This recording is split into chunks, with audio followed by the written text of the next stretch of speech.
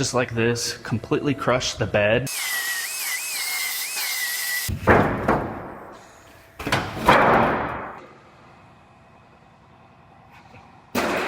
I am down here in our aluminum shop, and I have one of the aluminum F150s here. This one had a tree fall on it, just like this, completely crushed the bed. And it had some damage to the cab corner, minor. I already fixed that while I was waiting on the parts to show up. But this one's gonna get a new roof panel. It crushed the roof right here, as well as over here, and then there's some other damage throughout it. Might be kind of hard to see because it's dirty.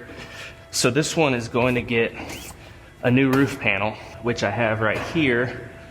I'm going to go ahead and I'm going to cover all of the interior, and I'll go ahead and start cutting this roof off. So normally, whenever I do a roof, I normally cover everything with a bunch of welding blankets.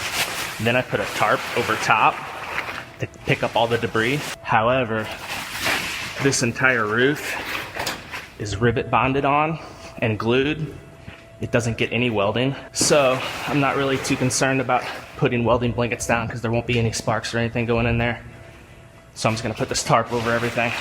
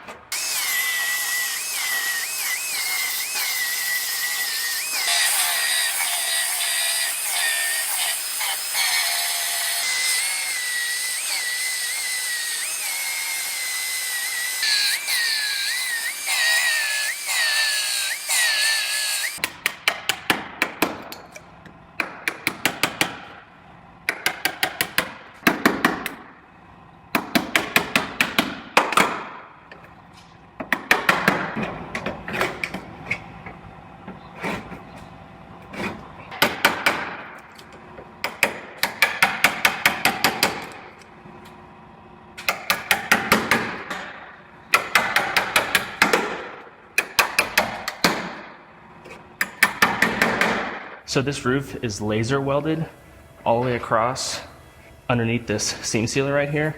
So I'm gonna go ahead, first I'm gonna trim this roof off. I'm just gonna cut right along the edge there, get the roof off, then I'll come back and I'll trim this last little bit out.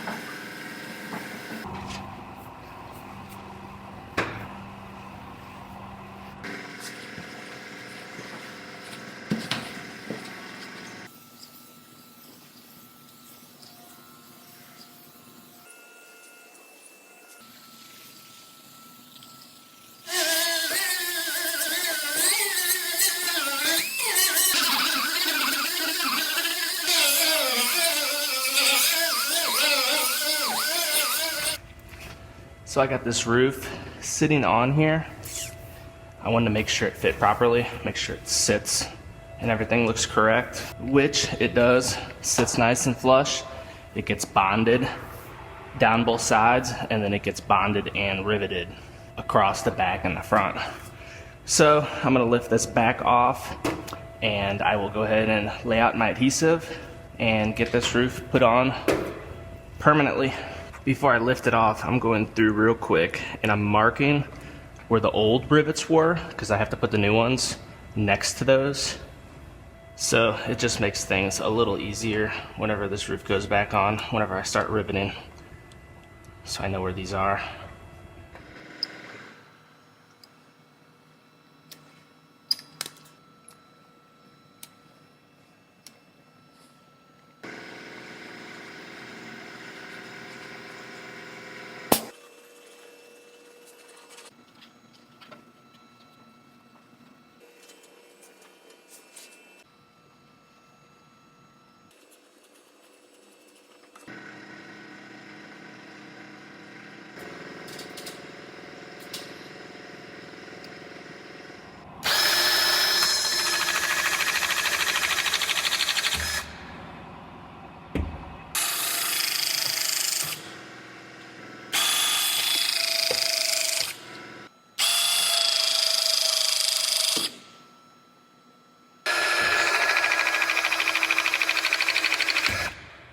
I got this one all riveted on. I'm gonna go ahead and let this one sit and let the glue dry, and I'll get back on it later. I am back onto this F150. All the glue is dry. I'm gonna go ahead, I'm gonna clean up all the excess glue that oozed out all the way around. Then I'm going to mix up some epoxy primer. And I'm gonna put epoxy primer down where the windshield and back glass urethane goes. And I'm also gonna put epoxy primer down anywhere on bare metal, down both sides. And then once that's dry, I have to seam seal this all the way across. And I have to use a self-leveling seam sealer that will kind of fill in this channel. I'll show you guys that whenever I get to it.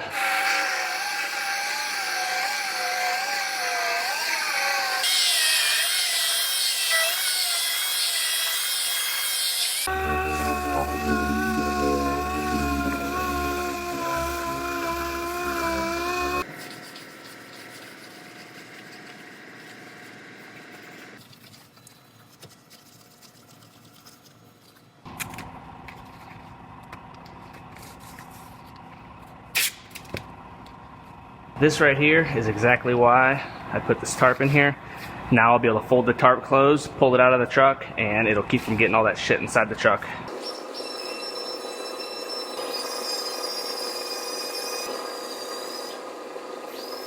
So this is the epoxy primer that I just mixed up, and they always want window urethane put on top of epoxy primer. That's why I'm laying this down. Then I'm going to put it on the sides on any bare metal, because the seam sealer I have to use on the sides is not made to go on top of bare metal.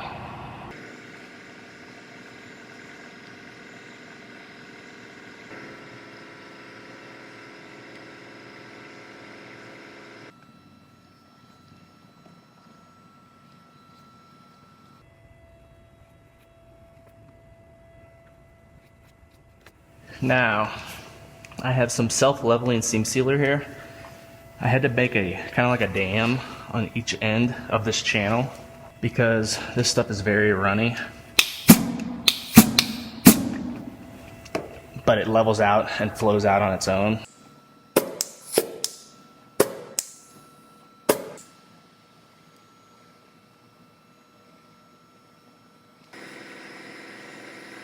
Now, on this front corner, since it's sloped quite a bit, I have to actually keep on pulling it back up because it all wants to run down. So luckily this stuff sets up pretty quick. So it just takes a couple minutes and then I'll see this stuff start to get hard. And at that point it'll kind of stay up where I want it once it starts to get a little thicker.